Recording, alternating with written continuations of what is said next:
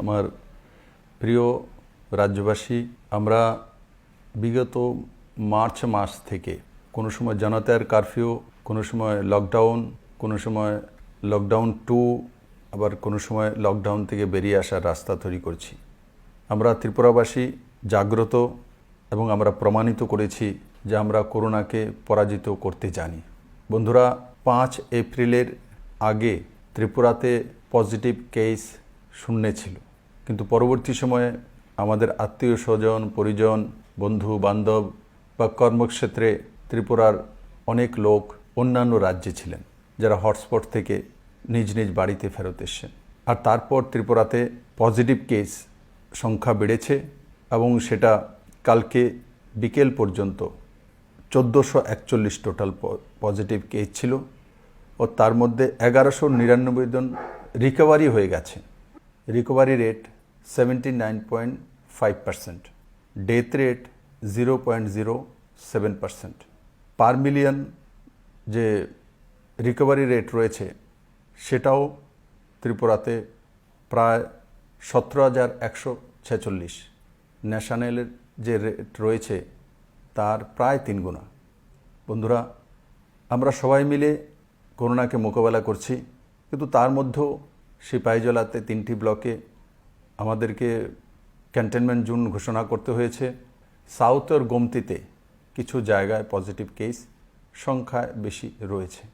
আমরা সেই জায়গাগুলো আইডেন্টিফাইড করেছি, মাইক্রো লেভেলেও কাজ করছি। আমাদের কাছে পর্যাপ্ত কিট রয়েছে এবং এখন অন্যান্য ডিস্ট্রিক্টেও যে নতুন কিট এসে গেছে ওখানেই সোয়াব নিয়ে উইদিন হাফ অ্যান আওয়ার ওখানেই তার রেজাল্ট বলা যেতে পারে, তার ব্যবস্থা ত্রিপুরা সরকার করতে সক্ষম হয়েছে। বন্ধুরা, নিজেদের সাবধানতার জন্য আমাদেরকে আরও কয়েকটি মাস সংযত থাকতে হবে। Face mask compulsory. বিনা মাস্কে কোনো জায়গাতে, বিশেষ করে যেখানে জনসমাগম হয়, একটু লোকজন বেশি, বাজার হাট, কোনো মতেই বিনা মাস্ক না যাওয়া। 2 গজ ডিস্টেন্স বজায় রাখা, সোশ্যাল ডিস্টেন্সিং মেনটেন করা ও সেই দিশাতে আমাদের ত্রিপুরাবাসীর স্বভাবকে নিয়ে যেতে হবে। আপনারা তা করতে সক্ষম হয়েছেন, কিন্তু আরও সুচারুভাবে করতে হবে। আমরা দেখেছি এখন বাজার হাটে, রাস্তাঘাটে একটা রিল্যাক্স মানসিকতা চলে এসছে, মনে হচ্ছে যেমন সব কিছু স্বাভাবিক হয়ে গেছে। বন্ধুরা, এমনটা নয়। সময় খারাপ হতে কাউকে বলে আসবে না, সময় তার নিজের গতিতে চলতে থাকে। তার জন্য আমাদেরকে সাবধানতার সঙ্গে থাকতে হবে। আপনারা সবাই অবগত আছেন, আগামী রবিবার আমরা পূর্ণ দিনের সকাল 5টা থেকে সোমবার সকাল 5টা পর্যন্ত ফুল লকডাউন ঘোষণা করেছি। এসেন্সিয়াল সার্ভিস ছাড়া সমস্ত কিছু, দোকানপাট, এভরিথিং বন্ধ থাকবে। কোনো ব্যক্তি বিনা প্রয়োজনে বাড়ি থেকে কোনোভাবেই যাতে আমরা না বেরোই এবং নিজের পরিবারের সঙ্গে নিজের বাড়িতে থাকা। আর একটা বিষয় আমি আপনাদেরকে আগ্রহ করব, পুরো দিন ফুল লকডাউনে আমরা থাকব। বাড়িতে বড় বুজুর্গ যারা রয়েছেন তাদেরকে যদি বাড়িতে জুসের ব্যবস্থা হয় থাকে তো 1 গ্লাস জুস খাওয়ানো, আর যদি সেই ব্যবস্থা না থাকে কমসে কম আপনার বাড়ির মধ্যে আপনার বাবা হোক, আপনার মা হোক, আপনার দাদি হোক, আপনার ঠাকুমা হোক, যে 1 জন 2 জন 3 জন যারাই বাড়ির মধ্যে বুজুর্গ রয়েছেন, আপনার নিজের হাতে 1 গ্লাস গুনগুনা গরম জল, তার মধ্যে খানিকটা আদা দিয়ে বা তুলসী পাতা দিয়ে বয়েল করে গুনগুনা 1 গ্লাস গরম জল আপনার বাড়ির যে বুজুর্গ যারাই রয়েছেন তাদেরকে নিজের হাতে রান্না করে গরম করে তাকে 1 গ্লাস গুনগুনা আদ্রক মিশ্রিত গরম জল বা ভিটামিন সি জুস, যেমন পাইনঅ্যাপল জুস বা অরেঞ্জ জুস, মোসাম্বি জুস, লেবু শরবত। আর এগুলো যদি না হয় শরবত বা জুস, তো কমসে কম গুনগুনা গরম জল, তার মধ্যে তুলসী পাতা মিক্স করে বা আদরক দিয়ে বয়েল করে নিজের হাতে। আমি আমার মাকে কালকে রান্নাঘরে যাব, ওর নিজের হাতে জল গরম করব, তার মধ্যে আদরক দেব, তুলসী দেব, আর 1 গ্লাস জল ওনার হাতে তুলে দেব এবং সেটার রেকর্ডিং করে, ভিডিও রেকর্ডিং করে সোশ্যাল মিডিয়াতে আপনাদের সঙ্গে শেয়ার করব।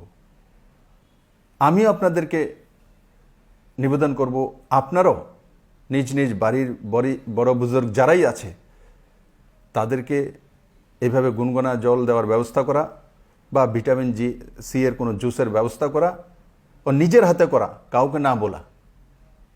আরে মা বাবা জন্ম দিয়েছে, দাদু দিদা আমার বাবা মাকে জন্ম দিয়েছে, ওনাদের জন্য এই কাজটা করতে পারবো না? আমি সম্পূর্ণ বিশ্বাস করি যে আমার সমস্ত ত্রিপুরাবাসী কালকে প্রত্যেকের বাড়িতে যারা বুজুর্গ রয়েছেন তাদেরকে নিজের হাতে সেই সেবাটা করবেন এবং তার মোবাইল দিয়ে হোক বা ভিডিও ক্যামেরা দিয়ে রেকর্ডিং করে নিজ নিজ সোশ্যাল মিডিয়াতে শেয়ার করা, ফেসবুকে শেয়ার করা, টুইট করা, ইলেকট্রনিক্স মিডিয়ার মধ্যে শেয়ার করা। ও তাতে মাননীয় প্রধানমন্ত্রী যে আপিল করেছিলেন, আয়ুষ মন্ত্রণালয়ের যে একটা গাইডলাইন, কি করতে হবে, বড় বুজুর্গদের 60-এর উপরে রিস্ক বেশি, তো তাদেরকে বাড়িতে থাকা, সাবধানতার সঙ্গে থাকা, যারা 10 বছরের নিচে শিশু, সাবধানতার সঙ্গে থাকা, তারই একটা অংশ হিসাবে আমি আপনাদের সামনে তুলে ধরলাম যে কমসে কম গুনগুনা গরম জল খাওয়ার অভ্যেস করা। এতে ইমিউনিটি পাওয়ার বাড়বে। আর আজকে থেকে রাজ্য সরকার একটা নতুন ইনিশিয়েটিভ নিয়েছে যে এই পুরো জুলাই মাস প্রতি শনিবার দুপুর 12টা থেকে 4টে পর্যন্ত ত্রিপুরা 316টি জায়গাতে আমার বোনেদের সেলফ হেল্প গ্রুপের মাধ্যমে প্রত্যেকটি স্টলে 200 করে আনারস এবং 400 করে লেবু, যা থেকে লেবুর শরবত এবং আনারস কেটে মুক্ত সমস্ত ত্রিপুরাবাসীকে পেশ করার ব্যবস্থা করা হয়েছে। আজকে থেকে তার শুরুয়াত হয়ে গেছে। আমি আশা করি তাতে ভিটামিন সি রয়েছে বড় মাত্রায় এবং এতে করোনা নিরোধক হিসাবে আমরা লাভান্বিত হব। আর তার সঙ্গে সঙ্গে আমাদের যে আনারস চাষি এবং নিবু চাষি রয়েছেন, ওনারাও বড় মাত্রায় প্রায় 300-র কাছাকাছি আনারস এবং লেবু চাষি লাভবান হবেন। বন্ধুরা, আজকে আরেকটা সুন্দর দিন রয়েছে, সেটা হচ্ছে বন মহোৎসব দিবস। রাজ্যে আমরা প্রত্যেকবারের মতো পালন করি। আমি অত্যন্ত আনন্দের সঙ্গে আপনাদের শেয়ার করতে চাইছি, গাছ লাগালেই হয় না, গাছ কতটা বেঁচেছে তা মূল্যায়ন করতে হয়, সেটা হচ্ছে রেজাল্ট। একসময় ত্রিপুরাতে গাছ লাগানো হতো, কিন্তু গাছ বাঁচতো কতটা? 40% ম্যাক্সিমাম, 60% হাইয়েস্ট। আজকে 90 থেকে 95% বৃক্ষ রোপণের পর সেগুলো সারভাইভ করছে। সেটা আমাদের জন্য আমাদের পরম বন্ধু তৈরি হচ্ছে। তার সঙ্গে সঙ্গে আজকে এই প্রথম ত্রিপুরা রাজ্যে, ভারতবর্ষের কোনো রাজ্যে হয়নি, ই ট্রি কিউআর এর মাধ্যমে আমরা ই ট্রির লাগানোর ব্যবস্থা করেছি এবং তার মধ্যে কিউআর সিম্বল থাকবে। যখনই আপনি আপনার স্মার্টফোন দিয়ে সেই কিউআরের কে স্ক্যান করবেন, তৎক্ষণাৎ সেই কিউআর থেকে ডিটেলস আপনার মোবাইলের মধ্যে চলে আসবে, যে গাছ কে লাগিয়েছে, সেই কিসের গাছ, তার উপকারিতা কি, ইন ডিটেইলস ওয়েবসাইটে চলে যাবে। সেই গাছের চিত্রও আপনার মোবাইলে চলে আসবে। এই প্রথম ত্রিপুরা রাজ্য ভারতবর্ষের মধ্যে একমাত্র রাজ্য, এই রাজ্য সেটা করতে পেরেছে। আরেকটা নতুন বিষয় আজকে ত্রিপুরা রাজ্য সরকার করতে সক্ষম হয়েছে, স্মৃতি বন। সেই কনসেপ্টটা ভারতবর্ষের রাজস্থান রাজ্যের জয়পুরে স্মৃতি বন রয়েছে, কিন্তু একটা জায়গাতেই পরবর্তী সময়টা ইকো পার্কে ডাইভার্ট করা হয়েছে। আমরা ফরেস্ট যতগুলো সাবডিভিশন রয়েছে ত্রিপুরা রাজ্যে, প্রত্যেকটি সাবডিভিশনে স্মৃতি বন বানানোর সিদ্ধান্ত নিয়েছি এবং 8টি জায়গাকে নির্ধারিত করে আমরা সেই কাজটা করতে সক্ষম হয়েছি। আজকের দিনেই তার শুরুয়াত হয়েছে। আমি আমার স্বর্গীয় পিতাজির নামে আজকে একটা বৃক্ষরোপণ করেছি, সেটা মানদেহের কাছে একটা গ্রামে একটা স্মৃতিবনের জায়গা চিহ্নিত করা হয়েছে এবং সেই স্মৃতিবনে প্রত্যেক লোক নিজের মাতা পিতা দাদু দিদা বা পূর্বজের নামে গাছ লাগাতে পারেন। আপনি যদি নাও যান, আপনি যদি ত্রিপুরার বাইরেও থাকেন, দুনিয়ার কোনো জায়গাতে রয়েছেন, তো অনলাইনেও তার ব্যবস্থা আছে। অনলাইনে আপনি বুক করে মাত্র 300 টাকা দিয়ে আপনি বুক করতে পারেন এবং তার মধ্যে যে কিউআর সিস্টেম লাগানোর জন্য বা নেম প্লেট লাগানোর জন্য আপনার পরিবারের বা যার নামে দিয়েছেন তার জন্য 1000 টাকা অনলাইনে বুক করে আপনি করতে পারেন এবং আপনাকে ফটো উঠিয়ে ফরেস্ট ডিপার্টমেন্ট থেকে সেই সাইট থেকে আপনার অ্যাড্রেসে, আপনার হোয়াটসঅ্যাপে, আপনার মেইলে পাঠিয়ে দেওয়ার ব্যবস্থা রয়েছে। এবার কল্পনা করুন যে ত্রিপুরাতে যে ডেথ রেট রয়েছে প্রতি হাজারে, সেটা 5 পয়েন্ট সামথিং, আর প্রতি বছর 21,000 কাছাকাছি লোকের মৃত্যু হয়। তো স্মৃতিবনে যদি প্রতি বছর যারাই আমাদের স্বর্গীয় হচ্ছেন আমরা একটা করে যদি গাছ লাগাই, আর নিশ্চিত আমরা লাগাবো, তো 21,000 গাছ প্রতি বছর লাগবে এই স্মৃতিবনগুলোর মধ্যে। এবং সেই বনের মধ্যে সেই গাছগুলোর সঙ্গে আমাদের আত্মিক সম্পর্ক হয়ে যাবে। গাছগুলি যখন বাড়তে থাকবে তো আমি আত্মীয় স্বজনকে নিয়ে দেখাবো, দেখো আমার বাবার নামে এই গাছটা আমি লাগিয়েছিলাম, আজকে এত বড় হয়ে গেছে, তার মধ্যে আমার বাবার নাম লেখা থাকবে।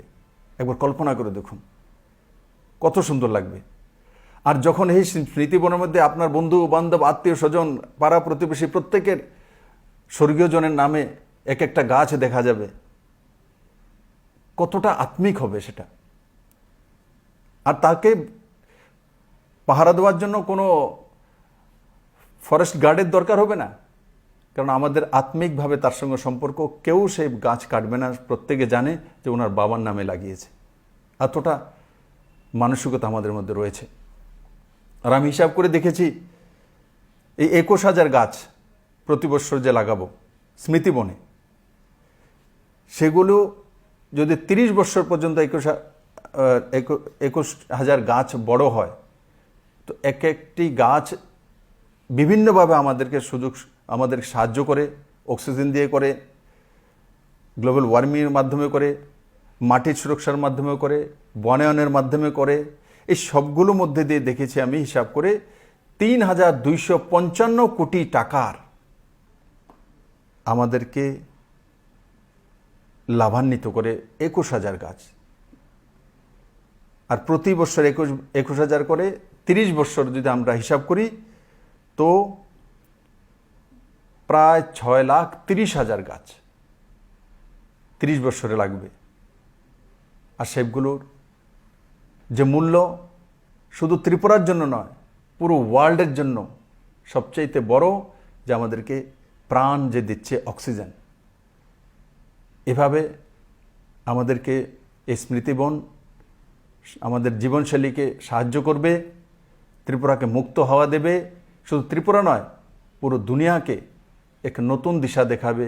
কারণ পুরো রাজ্যে স্মৃতিবনের কনসেপ্ট সেটাও একমাত্র ত্রিপুরা রাজ্যের মধ্যে হচ্ছে।